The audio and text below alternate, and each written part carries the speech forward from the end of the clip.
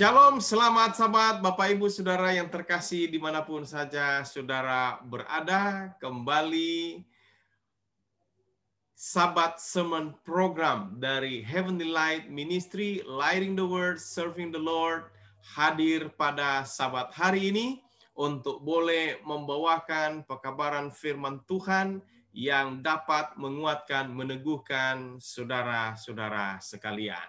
Dan sabat hari ini hadir bersama dengan kami adalah hamba Tuhan, Pendeta Noldi Sakul, dan beliau siap untuk menjadi pelayan firman sabat hari ini, boleh menguatkan, meneguhkan saudara sekalian. Tapi terlebih dahulu, mari kita tunduk kepala, kita satu di dalam doa.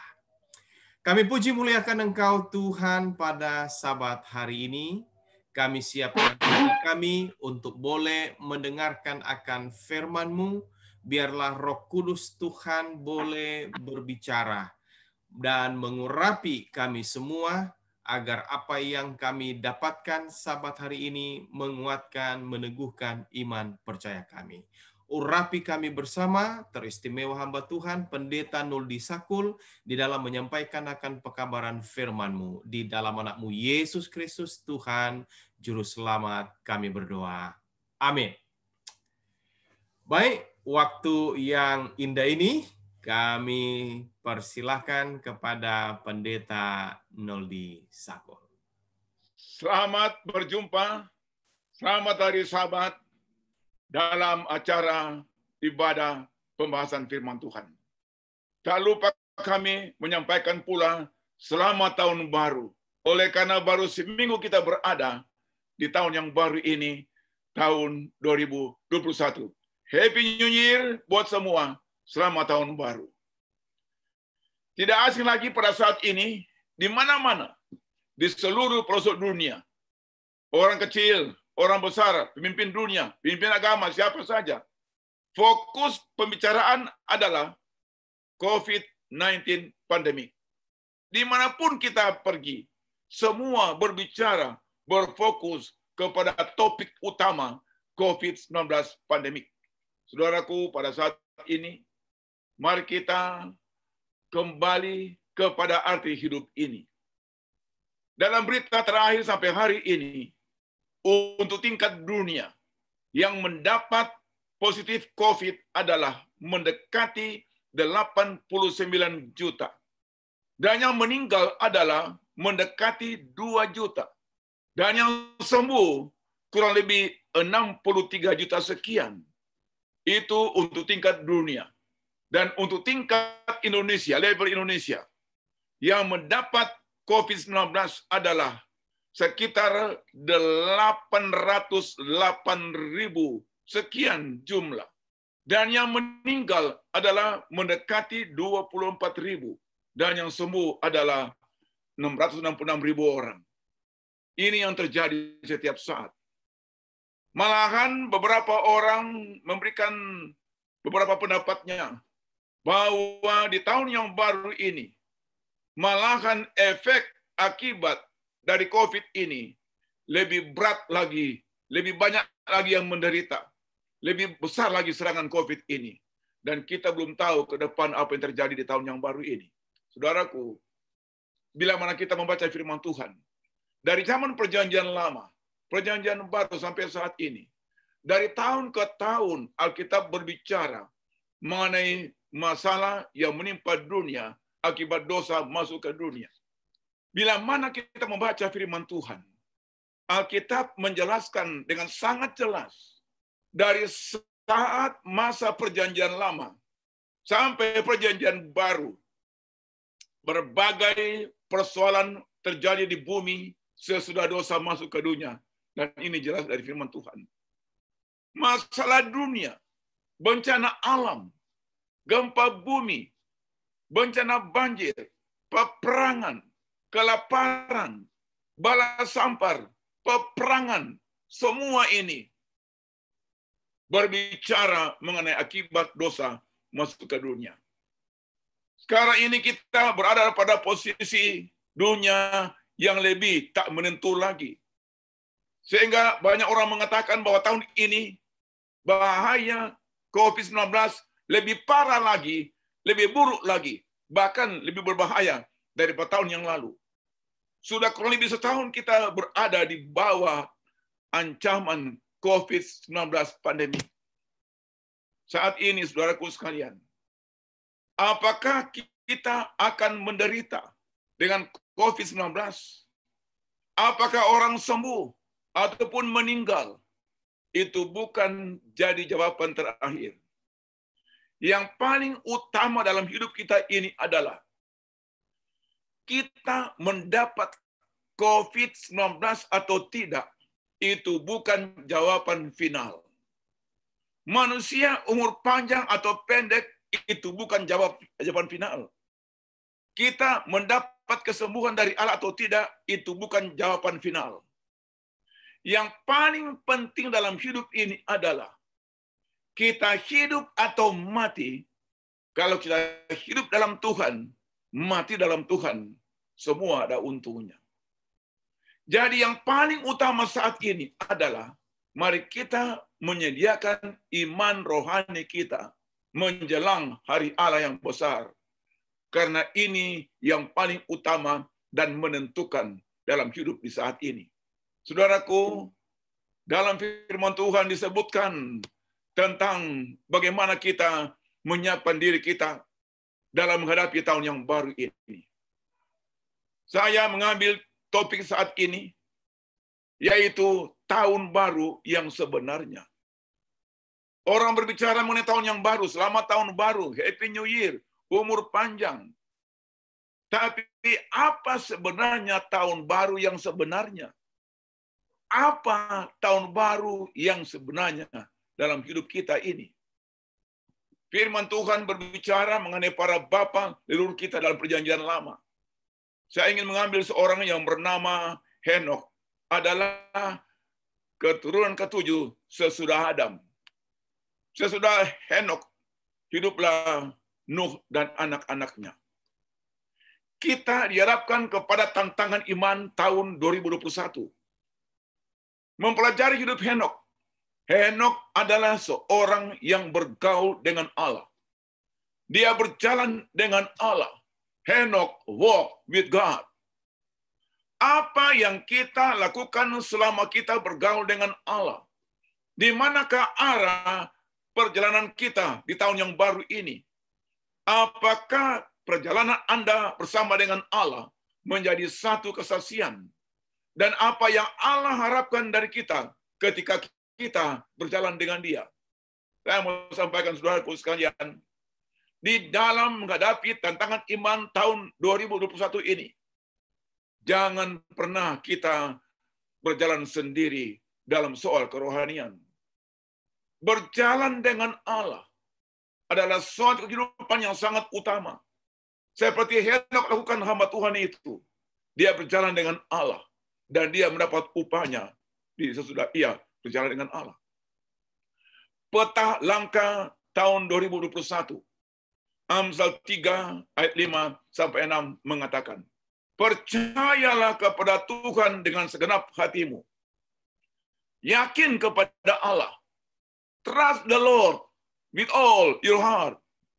Yang kedua, peta langkah kedua di tahun 2021 ini.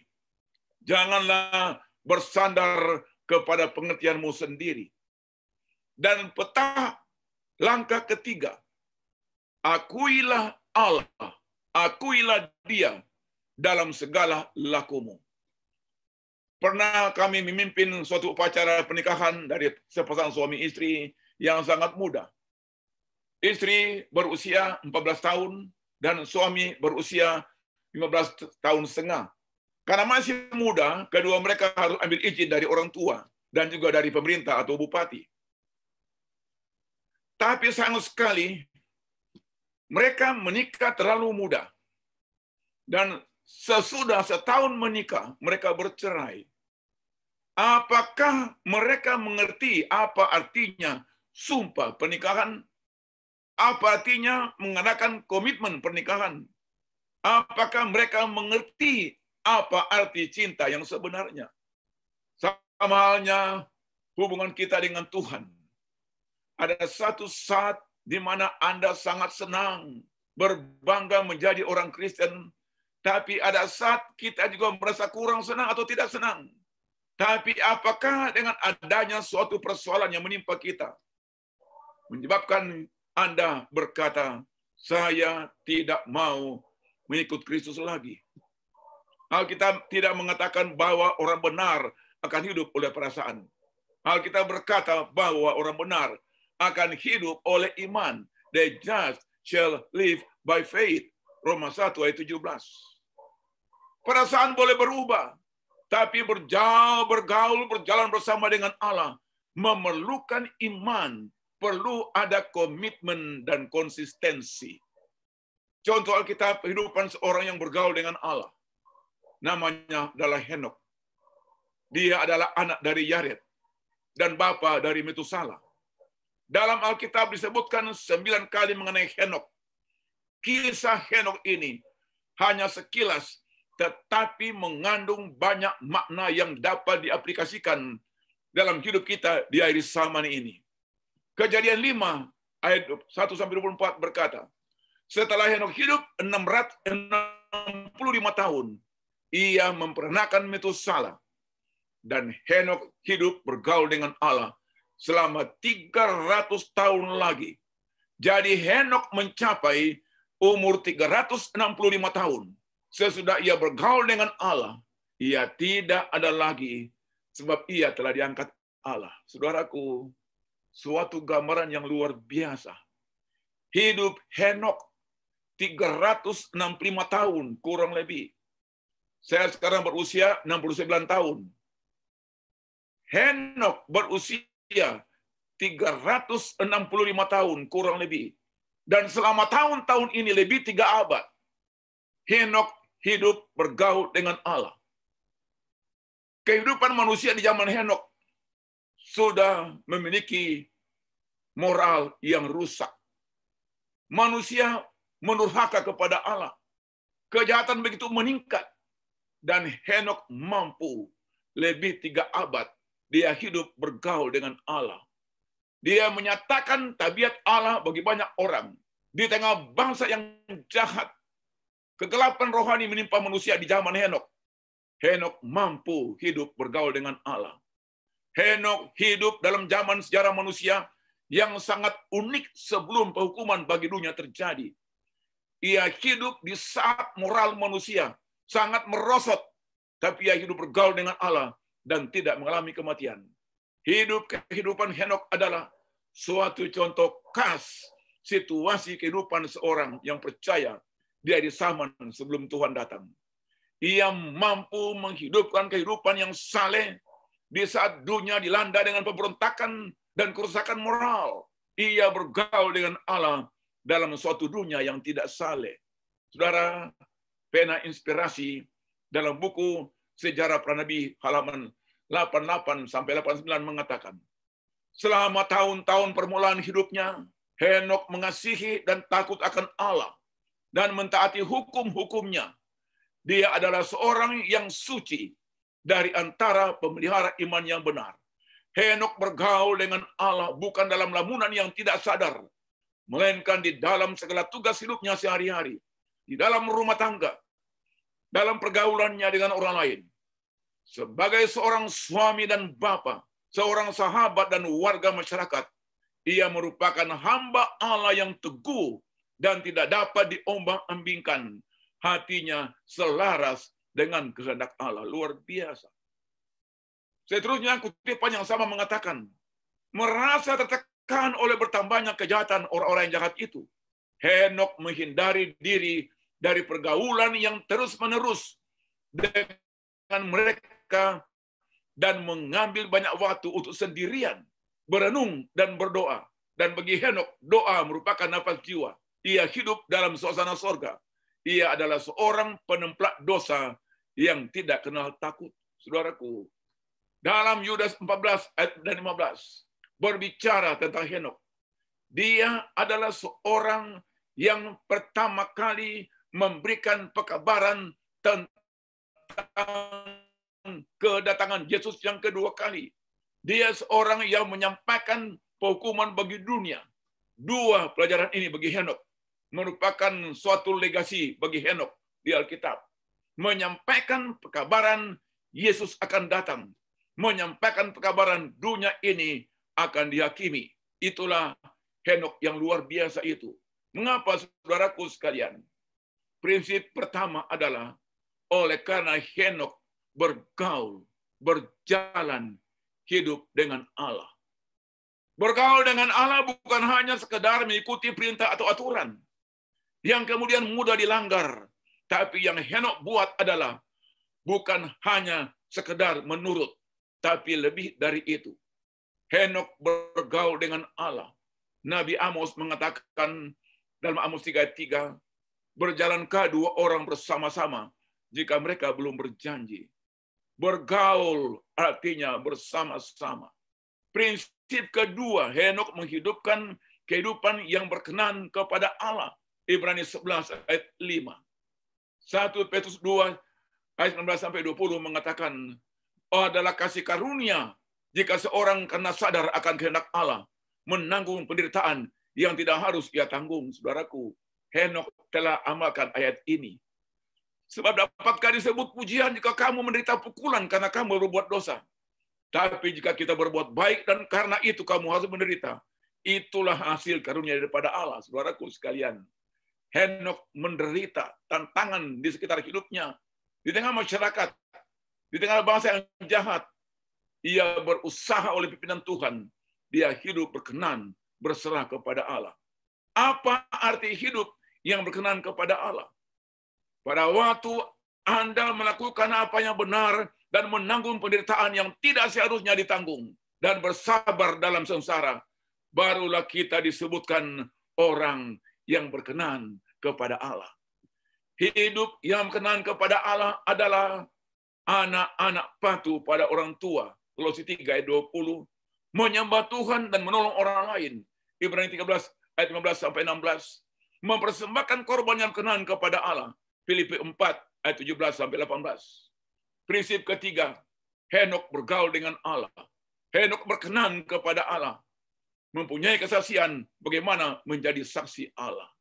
Dan Henok mengatakan bahwa pada waktu anaknya lahir, arti Metusalah adalah ketika ia mati. Dalam bahasa Ibrani, Metusalah artinya ketika ia mati, ini yang akan terjadi atau ini yang akan datang. Nama Metusalah mengartikan bahwa ketika ia mati, inilah yang akan datang. Dan apa yang terjadi sesudah ia meninggal? Dunia dilanda dengan air bah. Saudaraku, ketika anak itu diambil, aku akan menghukum dunia ini. Kisah air bah kita sudah lihat. Dan nubuatan Henok digenapi. Dunia lenyap dengan segala keinginannya. Tapi saudaraku, orang yang melakukan kehendak Allah tetap hidup selama-lamanya. Henok melihat itu melalui karunia iman.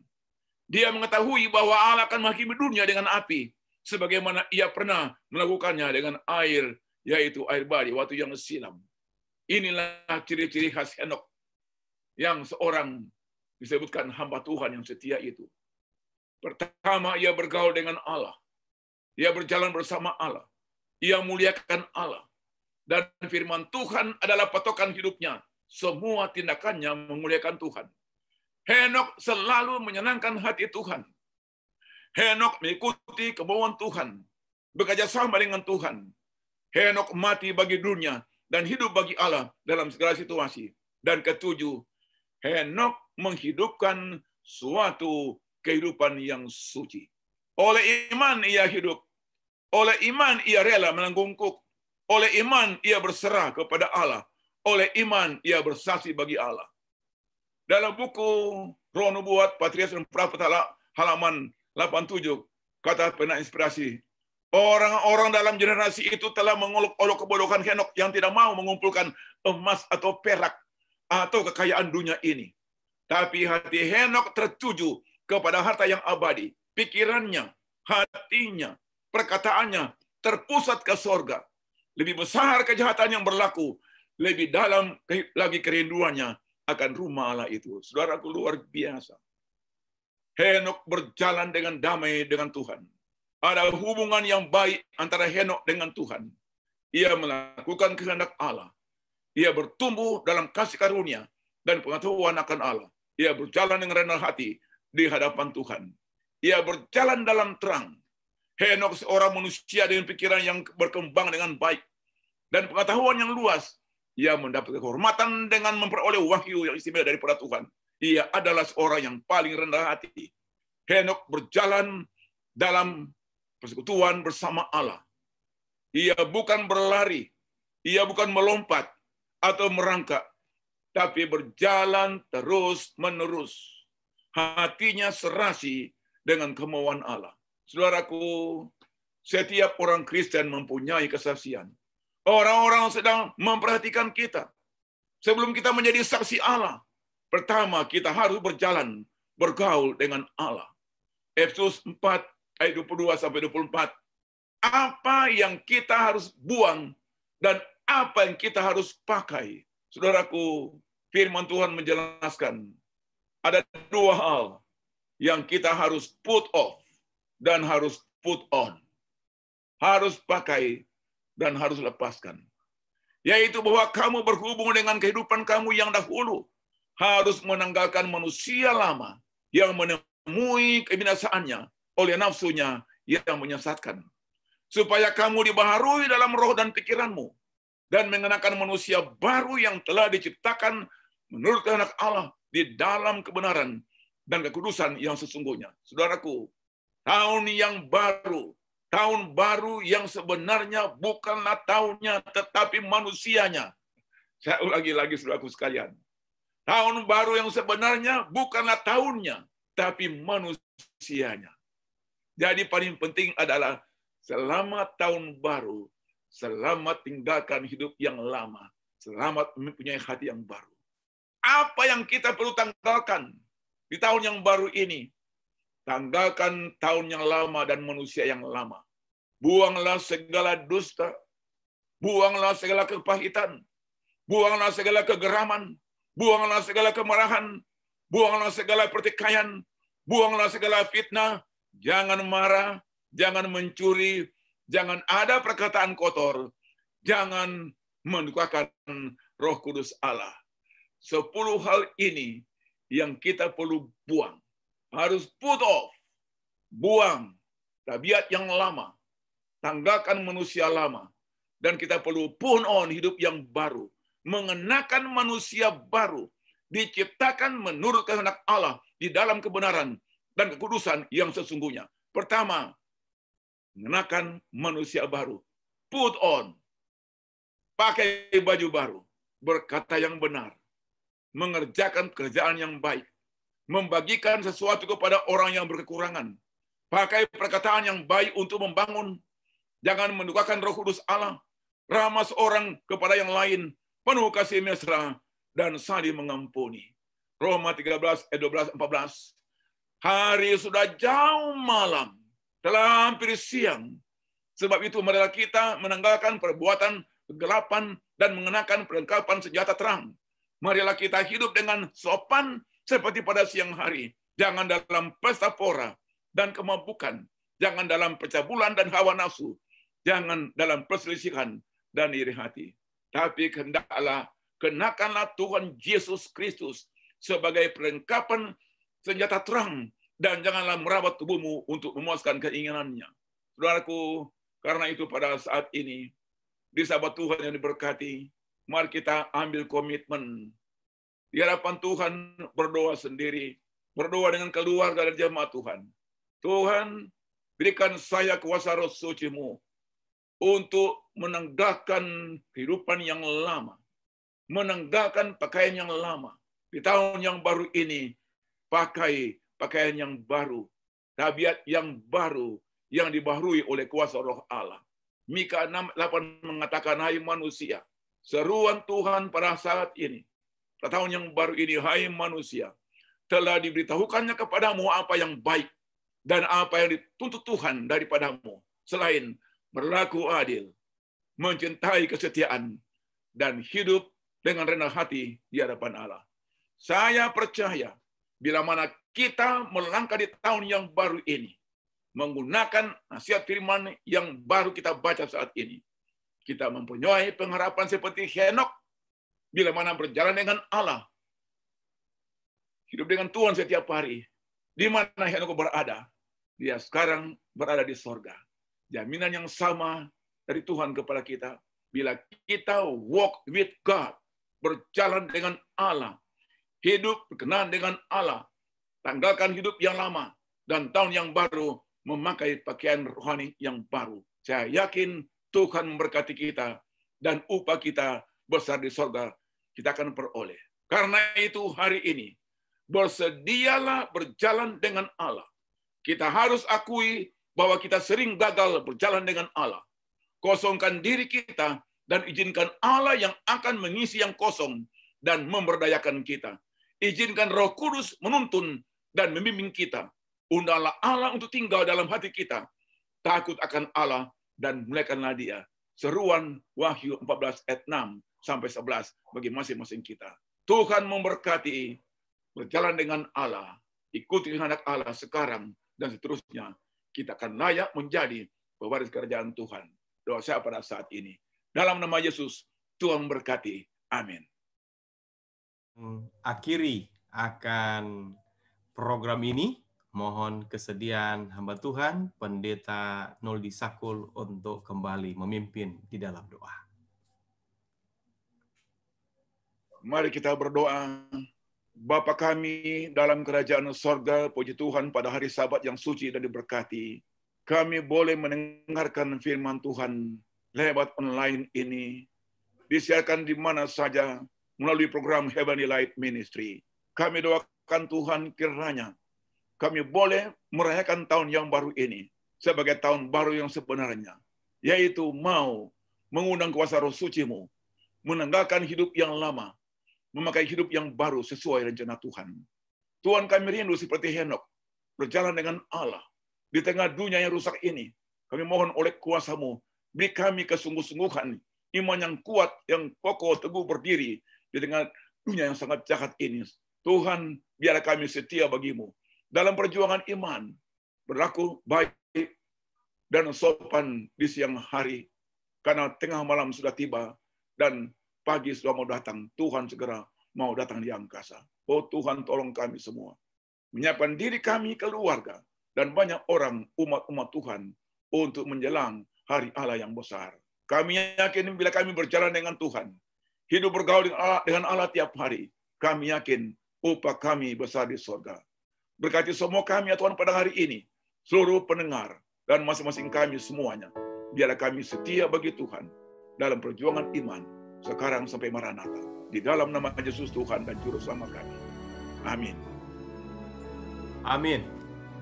Baik, atas nama pimpinan kami dari Heavenly Light Ministry, keluarga Ratu Rumambi, mengucapkan terima kasih kepada hamba Tuhan Pendeta Noldi Sakul yang telah membawakan firman Tuhan Sabat hari ini.